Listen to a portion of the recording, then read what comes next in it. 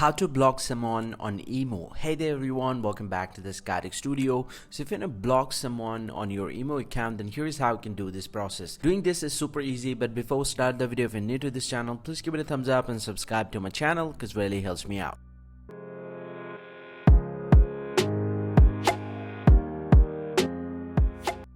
Well, so now to block someone on your emo, just need to go ahead and open up the emo application from your phone. Now simply go ahead and find out the person who you want to block. Let's say I just want to block this person, unknown call. Now to do that, you just need to go ahead and tap on the person name. And once you're here inside the chat section, he'll get to see the block option. And also you can tap on the name at the very top right here. And if you scroll down to the very bottom, he'll get to see the block option. You can go ahead and tap on block.